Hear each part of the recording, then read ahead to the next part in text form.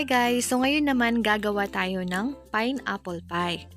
So start with 3½ cup of all-purpose flour, 1/4 cup of powdered milk, 2 teaspoon of baking powder,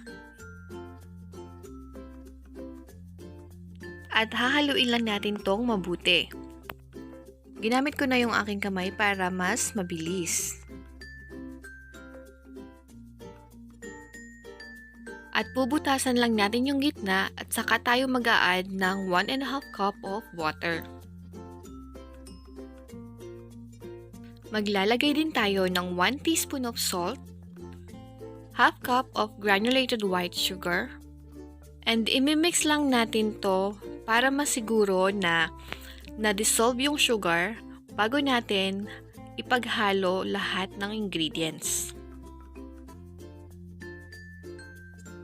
At this point, pwede na nating masahin ang ating dough.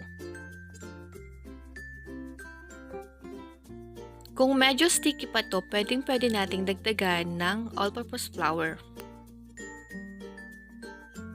After ko imasa ng 5 minutes yung ating dough, mag-a-add tayo ng ½ cup of butter.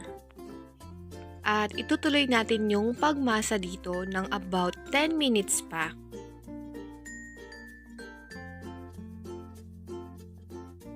At kung medyo sticky pa rin yung inyong dough guys, huwag kayong matakot mag-add ng all-purpose flour. Ililipat ko siya dito at itutuloy lang natin ang pagmasa ng ating dough. So kung napapansin nyo, nag-add ako ng harina sa ating dough dahil medyo sticky pa rin ito.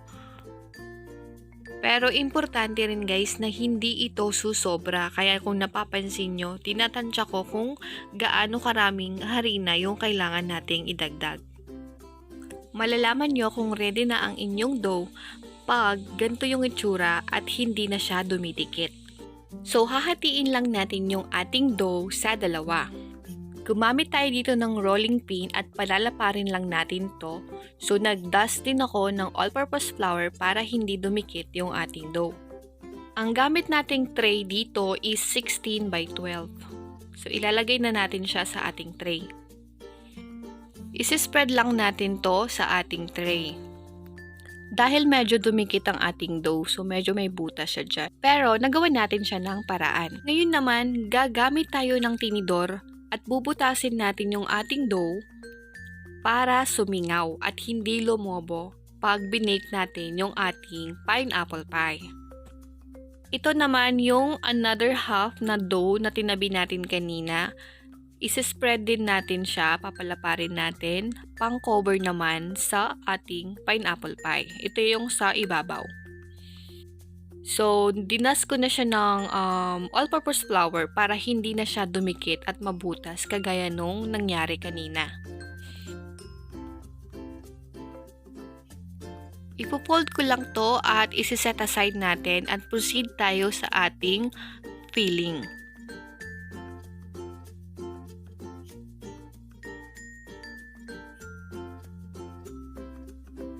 So, ito na nga yung filling or yung palaman sa ating pineapple pie. Kailangan natin dito ng 1½ cup of cornstarch, a cup of water para pangtunaw sa ating cornstarch. At imimix lang natin tong mabuti. Pagkatapos ay iset aside muna natin to at magsalang naman tayo ng pan sa ating kalan. So, napakasimple lang ng filling recipe natin na to. 5 cups of water. And mag-add na rin tayo ng ½ cup of sugar. 5 drops of yellow food color. At yung ating 1 pack na tang pineapple powder juice or kahit na anong brand pa yan. At hahaluin lang natin tong mabuti at pakukuluan. Very important na tikman po yung mixture na to. Dahil pag sumobra po yung pineapple juice, may tendency na maasim yung filling ng inyong pineapple pie. At dahil kumukulo na siya, pwede na nating ilagay yung sinet aside nating cornstarch mixture kanina. Sa pagluluto ng palaman ng ating pineapple pie, dapat po huwag nating iiwanan ito sa paghalo. Continuous lang yung paghalo dito at mapapansin nyo na unti-unti itong lumalapot. At dapat katamtaman lang yung apoy na gamit nyo para maiwasang masunog o mabigla yung ating niluluto. Malalaman nyo kung ready na to kapag napapansin nyo nag-change na yung texture niya, nagiging shiny na at mas lumalapot na siya. From there, pwede na nating patayin yung apoy at ibubuhos na natin to sa ating dough na prepare kanina.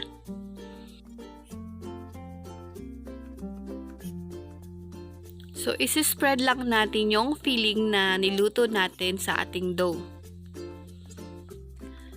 Actually guys, isa ang pineapple sa pinaka-hate ko na prutas. Pero, ako yung tao na ayaw sa pineapple, pero umiinom ako ng pineapple juice. At gusto ko rin tong pineapple pie. Pagka sa pizza naman, yung Hawaiian, hindi ko kinakain yung pineapple. And yung pineapple fruit itself, hindi ko talaga siya kayang kainin. Pero gusto ko nitong pineapple pie. Lalo na nung bata pa ako, madalas ko tong kainin.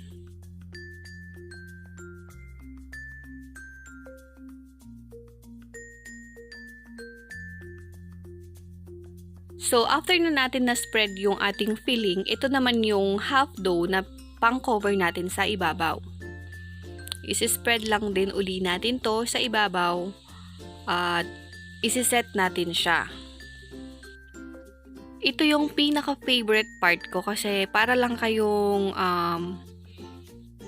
nagme-make bed, 'di ba? And make sure na i-close natin yung side edges para hindi makalabas yung filling.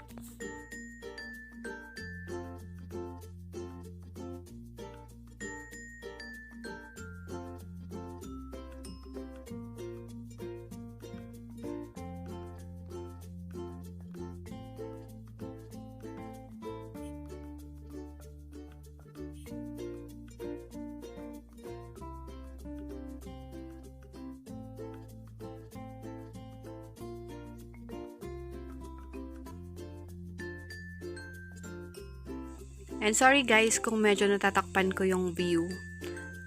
Left-handed kasi ako. Struggle is real.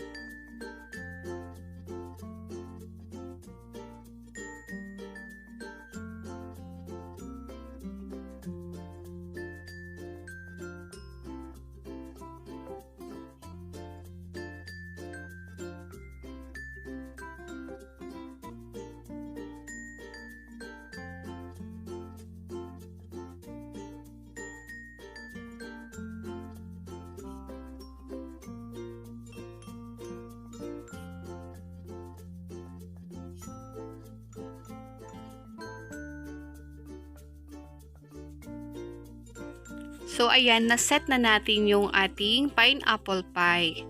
Ayan yung sa gilid, guys. Na-close na natin yan. So, let's proceed sa ating egg wash. Sa egg wash, kailangan lang natin ng isang egg at 5 drops of yellow food color para mas magandang tignan. At ibibit lang natin to. Then, ibabrush natin sa ibabaw ng ating pineapple pie.